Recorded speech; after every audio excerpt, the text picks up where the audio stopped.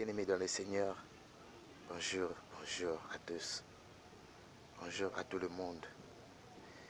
Que mon Dieu, le Dieu que je sers avec servante, le Dieu que je sers avec sainteté, honnêteté, qu'il vous bénisse et qu'il vous accompagne au nom de Dieu.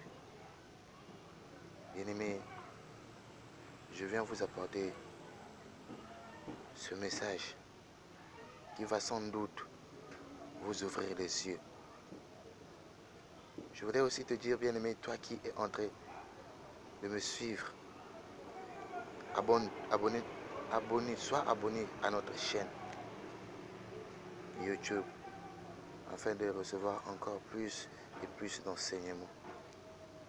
Alors, par ma voix, je voudrais qu'à ce que tu reçoives la bénédiction au nom de Jésus-Christ.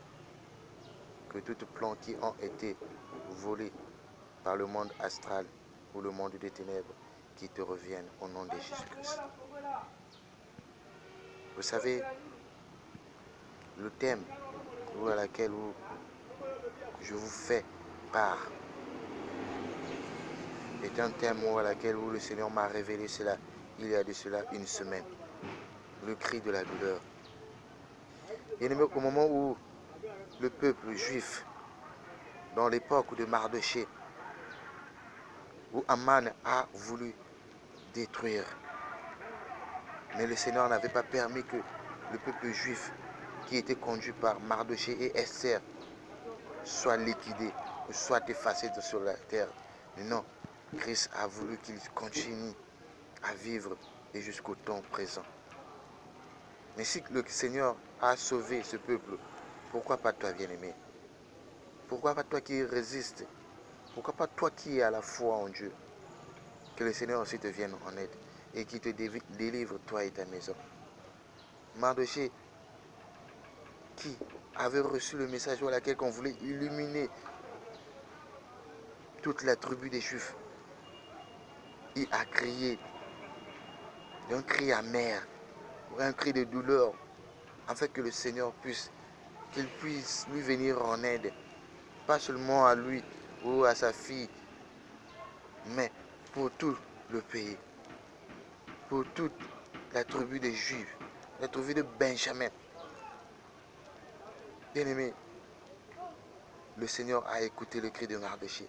Alors pourquoi pas toi, bien-aimé? J'aimerais dire à quelqu'un, celui qui est en train de traverser des mauvaises étapes, ou à laquelle même les gens semblent tout abandonner. Les gens ne veulent plus de toi. Il y a certains même qui veulent maintenant t'effacer sur la terre.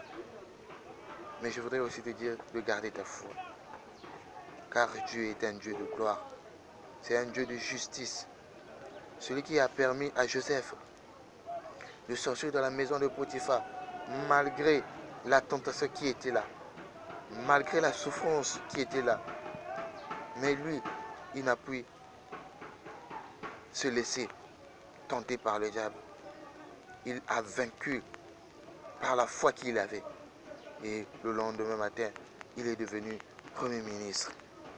Alors pourquoi pas toi aussi, mon cher frère et sœurs, ma chère sœur, pourquoi pas toi aussi, bien-aimé, que tu vives aussi la main de l'Éternel dans ta vie, que tu vis une vie de restauration de tout ce que tu fais, bien-aimé, que tout ce qui t'a été volé, que tout ce qui t'a été arraché par le diable, qu'il te revienne au nom de Dieu, que tout ce que le mal veut faire, ils veulent éliminer ta famille, tes membres, les membres de ta famille ou soit tes amis, que le Seigneur combat à ta place. Car il a dit par sa parole, nous nous garderons silence, il combattra pour nous. Mais si ce verset veut être en pratique, c'est pour celui qui craint Dieu et celui qui est à la foi en Dieu. Et cette verset s'accomplira au nom de Jésus-Christ. Il y a aussi dans le livre de Psaume 34, le verset 7, que l'ange de l'Éternel campe autour de ceux qui le craignent et les arrache du danger. Le danger peut être là, mais quand tu crains Dieu, Dieu peut ordonner aux anges de t'arracher et de te protéger. Même si le danger est arrivé, ne crains pas, car tu as Christ en toi.